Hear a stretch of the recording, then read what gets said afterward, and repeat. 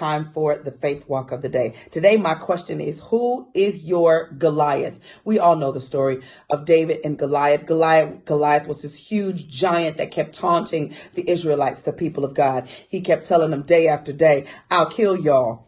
Who y'all gonna send to me? Do you know who I am? Do you not know that I'm a champion? Well, David hears it, and David is just a shepherd boy. David is counted out by his father. David is counted out by his brothers, and still he tells King Saul, I'll take him out. I'll kill him. Who is this guy challenging our God? Who is this guy, right? And so they kind of chuckle. Even his brother says, David, aren't you supposed to be tending some sheep? Go sit down somewhere. They totally counted him out. Goliath was the biggest giant in the land.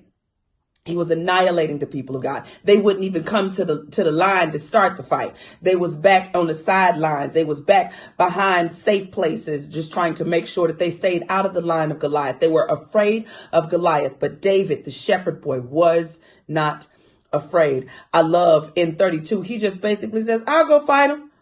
He tells Saul, the king, I'll go fight him. Now his brothers is soldiers. It's all kind of soldiers everywhere. And David, who was just supposed to be bringing his brothers lunch, even one of his brothers said, what are you doing? Go sit down somewhere. Still, he was the one. Y'all know the story with the slingshot. He took him out and then cut the giant's head off.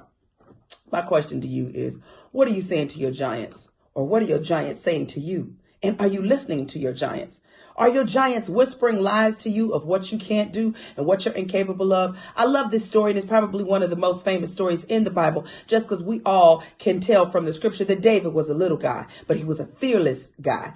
He was a kid when he killed Goliath. He was a fearless guy. Of course, he went on to be the king. He went on to have some challenges in life. And I believe the reason the scripture says David was a man after God's own heart, because David was fearless. And even when David screwed up, David apologized ferociously. You've read the scripture in Psalms where he's apologizing and repenting and asking God to please forgive him. His heart was right. Even when he jacked up, his heart was right. Who is your Goliath? And is your Goliath challenging your heart? Is your Goliath challenging your dreams? Is your Goliath coming after everything that you want and desire and own, the stuff that you know God has promised you? You better get your 5 smooth stones and get your slingshot and take the giant down. You can take the giant down. All right. That's what I want you to know. Whoever your Goliath is, whatever that big thing that has you scared, that has you terrified, thinking that you can't win and you'll never overcome, take that giant down.